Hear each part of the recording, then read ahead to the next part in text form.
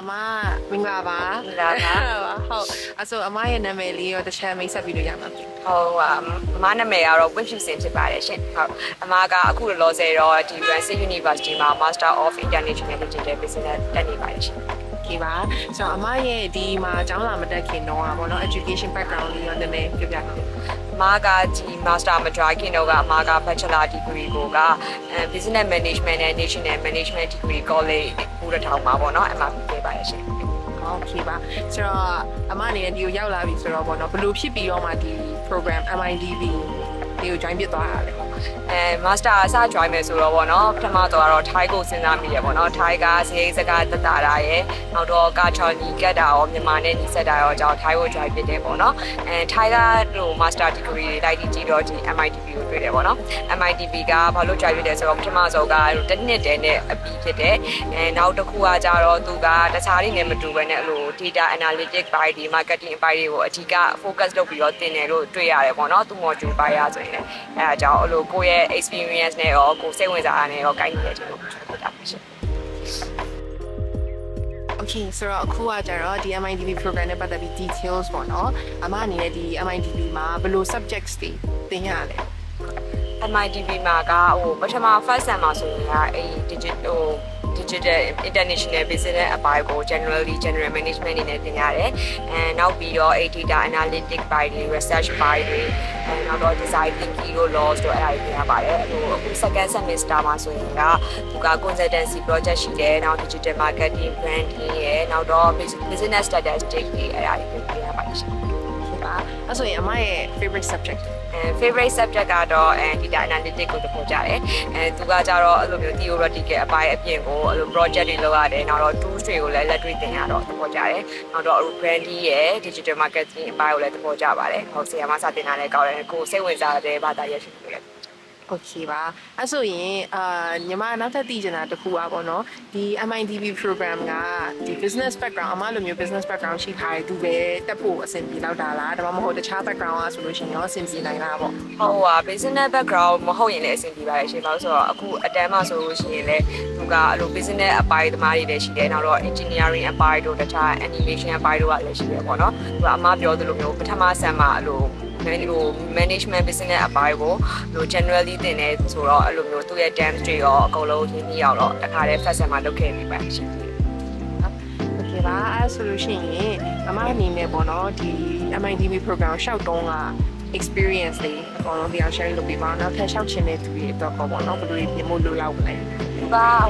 သူကဟိုသူရဲ့ process ကတော့ရိုးရှင်းတယ်ပေါ့နော်ဒီတိုင်း form တင်ပြီးတော့အဲ့လိုမျိုးတော့ interview ခေါ်ရဲပေါ့နော် interview မှာဆိုရင်လည်းဘယ်လိုကိုယ့်ရဲ့ education background တွေပေါ့ experience တွေဘာလို့ join ချင်တာလဲအဲ့လိုလောက်ပဲမေးပြီးတော့အဲ့လိုရသွားရဲပေါ့နော်နောက်တော့ English test အနေနဲ့ကြာရင်လည်းသူကဟိုလို IE ရဲ့ GS တွေပါပြီးနိုင်တော့ပိုကောင်းတယ်မပြီးနိုင်ရင်လည်းဒီ ISUPET test မှာ C1 level pass ဖြစ်လို့ရှိရင်အဆင်ပြေပါတယ်ရှင်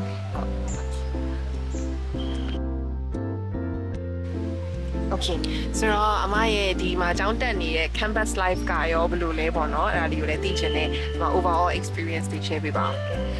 Ransit ကတော့သူကတော့ campus life ကဆိုရင်သူကတော်တော်ကျယ်တယ်ပေါ့နော်ကျောင်းဝင်ရကျယ်တယ် facility တွေလည်းစုံတယ်ဆိုတော့အဲ့လိုမျိုးတက်ကူတို့ကျောင်းသားဘဝကိုအပြည့်အဝခံစားရတယ်ပေါ့နော်နောက်တော့ကျောင်းမှာဆိုရင်လည်းအဲ့လို wifi တွေ aircon တွေရှိတယ်နောက်တော့အဲ့လို wall space ကလည်းအဲ့လို24နာရီ open ဖြစ်တာပေါ့နော်အဲ့ဆိုအမဆိုလို့ရှိရင်ဒီကျောင်းရှိမှာပဲနေရောအဲ့လိုနေ့ခင်ပဲဆိုရင်ကိုယ် aircon မဖွင့်ချင်ဒီကျောင်းမှာပဲလည်းနေလိုက်ရပေါ့နော်ဆိုတော့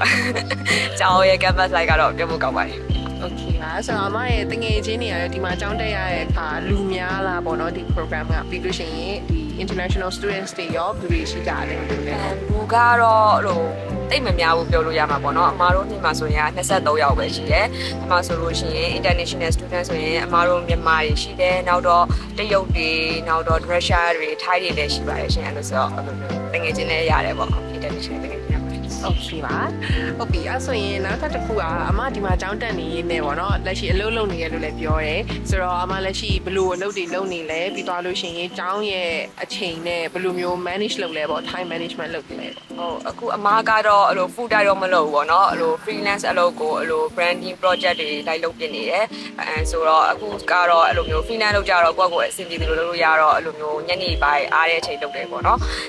သူများတွေအမားတငယ်ချင်းတွေကတော့အဲ့လိုမျိုး full time လုပ်တဲ့သူတွေလည်းရှိတယ်ပေါ့နော်အဲ့လိုကြောက်ချက်ရတော့သူက weekday ဆိုရင်လည်းဟို6နိုင်နေ9နိုင် weekend ဆိုရင်လည်း weekend ရဲ့အဲ့ weekday ညနေပိုင်းရဲ့ပဲတက်ရတော့အလုပ်လုပ်မယ်ဆိုရင်လည်းဟိုအဆင်ပြေပါတယ်ရှင် ဟာဟုတ်ပါပြီအဲ့ဒါဆိုလို့ရှိရင်တော့ဗောနော်နောက်ထပ်ဒီဟိုရောက်လာပြီးတော့မှဒီအလုပ်လုပ်ချင်တဲ့သူတွေအတွက်လည်းအမအနေနဲ့ဒီမှာပဲအလုပ်ရှာလို့ရမယ်လို့ထင်တယ်အဲ့တော့အဲ့ဒါလေးသူတို့ကိုလည်း suggestion လေးပြပြပါ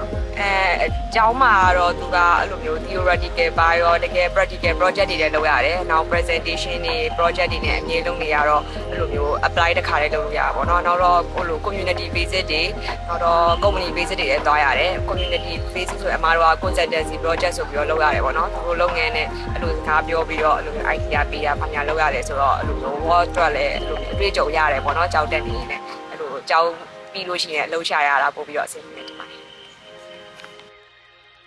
ဟုတ်ပြီဆိုတော့အမအနေနဲ့ပေါ့နော်ဒီမှာအကြောင်းတက်တာလည်းအခုဆိုလို့ရှိရင်ကိုယ့်ရဲ့individual study ဟာဖြစ်သွားပြီဆိုတော့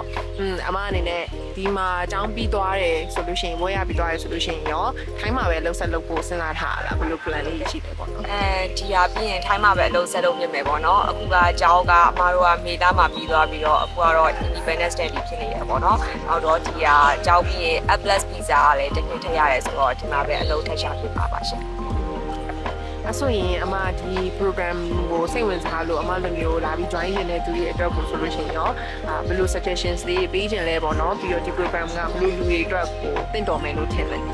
ကဲဒီဟာကြတော့အဲ့လိုမျိုး assignment တွေ project တွေလုပ်ရတယ် presentation လုပ်ရဆိုတော့ကိုယ့်ကို practically ပါအဲ့လို total ချင်းတွေအတွက်ဆိုအဆင်ပြေပါတယ်နောက်တော့အမပြောသူအကြီးကအဲ့လိုမျိုး business data analysis တွေ marketing ပိုင်းတွေကိုပို့ပြီးတော့စိတ်ဝင်စားတဲ့သူတွေအတွက်ဆိုရင်တော့ပုံမှန်တင့်တော်တယ်လို့ထင်ပါတယ်ရှင်ဟုတ်ကဲ့